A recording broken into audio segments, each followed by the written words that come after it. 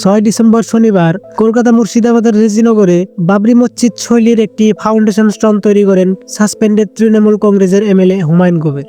মঞ্চে উপস্থিত ধর্মীয় নেতাদের সাথে হুমায়ুন কবির ফিতে কাটেন, আর সে সময় নারায়ণ তকবীর আল্লাহু আকবার স্লোগান হয়। সকাল থেকে হাজার হাজার মানুষ সেখানে জড়ো হয়েছিলেন, যেখানে রেজিনগর ও লাগোয়া বেলডাঙ্গা এলাকায় হেভি সিকিউরিটির জন্য থাকে police, RAF, rapid action force, একদম আইন শৃঙ্খলা বজায় রাখার জন্য। হুমায়ুন কবির ক্লেম করেছিল যে অনুষ্ঠানটি ভণ্ডুল করতে নানান ষড়যন্ত্র করা হয়েছিল, কিন্তু তিনি বলেন যে লক্ষ লক্ষ মানুষ একজুট হয়ে এসব পরিকল্পনা ব্যর্থ করে দেবে। হুমায়ুন কবির যে দিনের শুরুতেই বলেন যে আমি বেলডাঙ্গায় মসজিদের ভিত্তিপ্রস্তর স্থাপন করব, কোনো শক্তি আমাদের থামাতে পারবে না, আমরা কলকাতার হাইকোর্টের নির্দেশ মেনেই চলবো। সাংবাদিকদের তিনি এভাবেই জানান। তিনি আরো অভিযোগ করেন, কিছু লোক ইচ্ছে করেই গোলমাল বাঁধিয়ে অনুষ্ঠানটি বন্ধ করতে চাইছে, কিন্তু দক্ষিণবঙ্গের অনেক জেলা থেকে অনেক মানুষ আসবে, তাই এসব চেষ্টা আর সফল হবে না।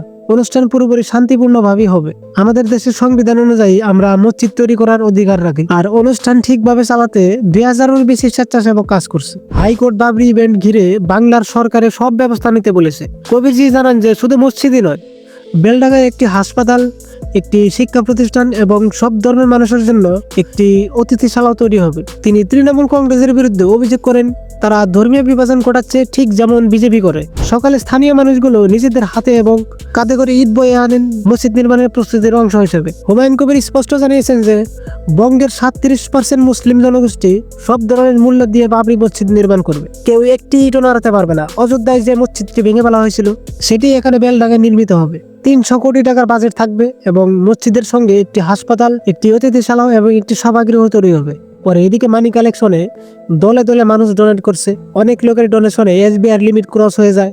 যারা এসবিআই এর ট্রাস্টির অ্যাকাউন্টে টাকা ঢুকাচ্ছেন তাদের করজোড়ে অনুরোধ করছি, লিমিট ক্রস করে দিয়েছে এসবিআই অ্যাকাউন্টে।